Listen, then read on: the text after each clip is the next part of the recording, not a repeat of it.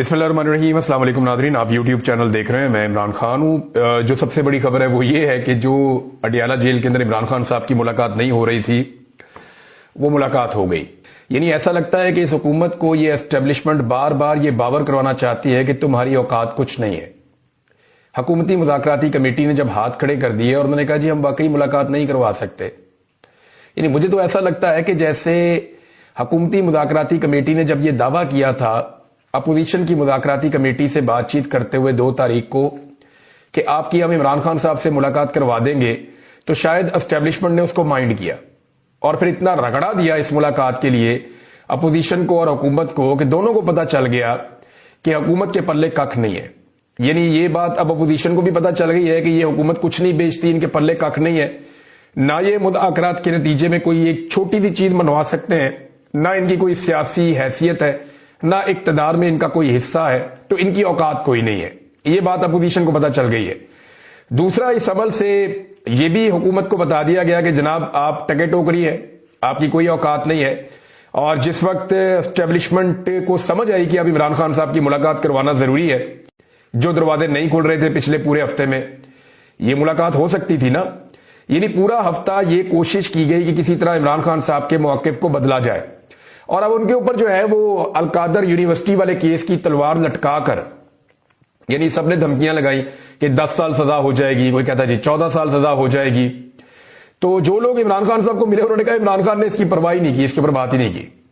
और जब इसकी बात हुई उन्होंने कहा ठीक है, जैसे बाकी सजाएं दी हैं ये भी सजाएं दे लें, कोई फर्क नहीं पड़ता इससे।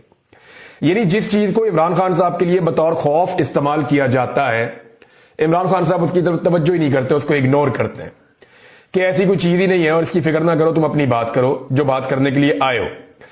तो हुआ ये जनाब कि रात को 2 बजे के करीब पाकिस्तान तहरीके इंसाफ के लोगों से राब्ता किया गया और उन्हें इन्फॉर्म किया गया कि जनाब इमरान खान साहब से आपकी मुलाकात है, तो कल आपने बराए मेहरबानी आ जाइए, आपकी मुलाकात है इमरान खान साहब से। अब नाज़रीन ये बड़ा इंपॉर्टेंट है, इमरान खान साहब ने एक मरतबा फिर अपने जो डील उनको ऑफर की जाती है उस बारे में इमरान खान साहब ने खुलकर बात की है।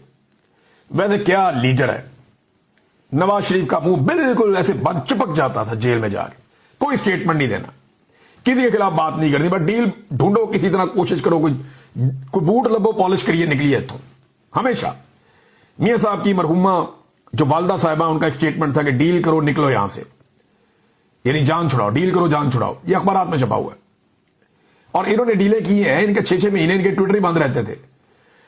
इनकी डील के लिए 6-6 महीने इनके ट्विटर खुद ही बंद हो जाते थे। इमरान खान साहब जेल में हैं, कुछ भी नहीं कर सकते, उनका ट्विटर फिर भी काम कर रहा है। अंदाजा करें आप, पूरी रियासत लगी हुई है, अदालतों में केस चलाए हुए हैं कि उसका ट्विटर किसी तरह बंद कर दें।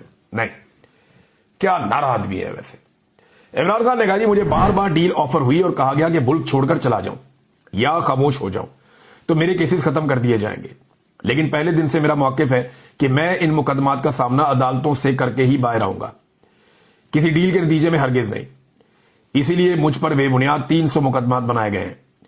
कोई भी और शख्स होता तो इन मुकदमात का सामना नहीं कर पाता, लेकिन मैं जानता हूं कि मैं बेगुनाह और हक पर हूं। यह बात बिल्कुल ठीक है इमरान खान साहब की। इमरान खान साहब बिल्कुल कह रहे हैं कोई और होता तो बर्दाश्त ही ना कर पाता। सीरियस कह रहे हैं, सही कह रहे हैं वो। इमरान खान वाकई बहुत मजबूत आदमी, क्योंकि मैं इसमें तो गुजरा हूं, मैं जानता हूं ये ह्यूमनली पॉसिबल ही नहीं है। ये बहुत मजबूत आदमी है जिसको इमरान खान आप लोग जानते हैं। इमरान खान ने कहा कि मैं जानता हूं कि मैं बेगुनाह और हक पर हूं। अब तोशा खाना का झूठा केस भी मुकम्मल तौर पर जमीन बोस हो चुका है। प्रोसिक्यूशन की जानिब से पेश किए गए गवाहान ब्रिगेडियर अहमद और कर्नल रेहान ने इकरार किया कि तोशा खाना के तोहफे मेरे घर नहीं गए बल्कि तोशा खाना में जमा करवाए गए और उनके कागजात मुकम्मल हैं। अब इस मुकदमे में बरीयत हो जानी चाहिए। खसूसी तौर पर बुशरा बेगम की जमानत तो हो जानी चाहिए क्योंकि वो खातून है और इस केस में उन पर एडिंग एंड अबेटिंग का ही झूठा इल्जाम है। मुझे मालूम है कि 26वीं तरमीम वाली अदालत ऊपर से लिखे लिखाए फैसले ही सुनाती है जो कानून के मुताबिक नहीं, आसिम लॉ के मुताबिक होते हैं। तरतीब भी यूं रखी जाएगी कि पहले तोशा खाना 2 में सजा सुनाई जाएगी, जो मैं आपको बात कर रहा था, और फिर अलकादर में जमानत का फैसला आएगा। यही स्क्रिप्ट है और अदलिया फिलहाल कानून के बजाय स्क्रिप्ट पर ही चल रही है जो दिया हुआ उन्हें। नाज़रीन देखते हैं ना अभी क्या होता है। अभी आपको चंद घंटों के अंदर, जब मैं वीडियो रिकॉर्ड कर रहा हूं तो चंद घंटों के अंदर सारा आपके सामने खुलकर आ जाएगा।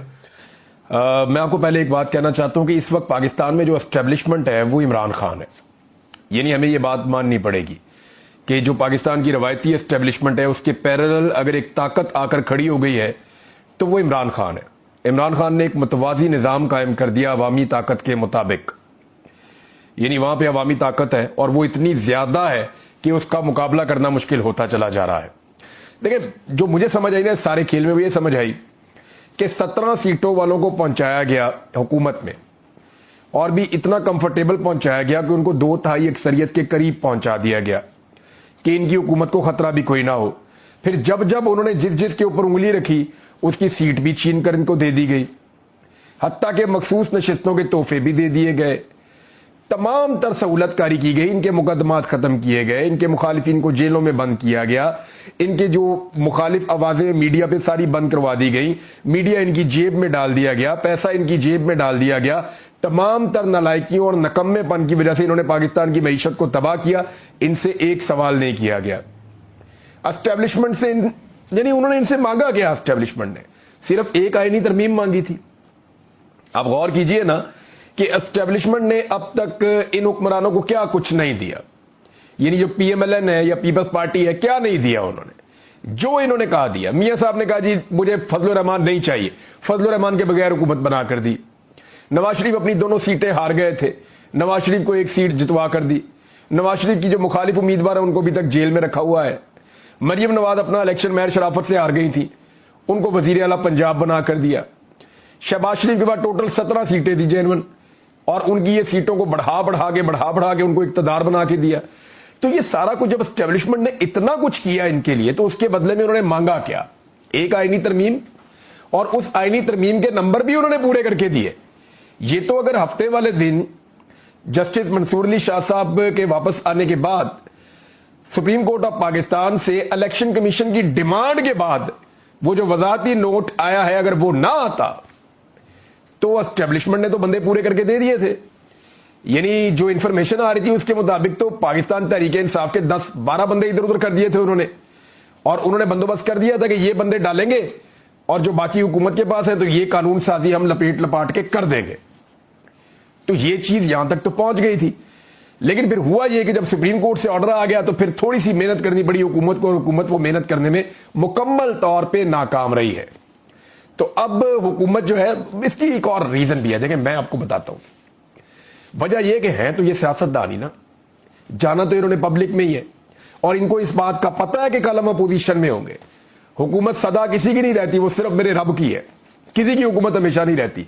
इन्होंने अपोजिशन में जाना है, लेकिन जो कवानीन इनसे पास करवाए जा रहे हैं वो कवानीन अगर ये पास कर देंगे तो घर से निकलना मुश्किल हो जाएगा। जिसको दिल करेंगे, जहां से दिल करेगा उठा लेंगे, और उसके पास किसी किस्म की कोई सहूलत नहीं होगी कि वो जाए जाके किसी अदालत का या किसी दरवाजे को खटखटा ले कि मुझे इंसाफ मिल जाए।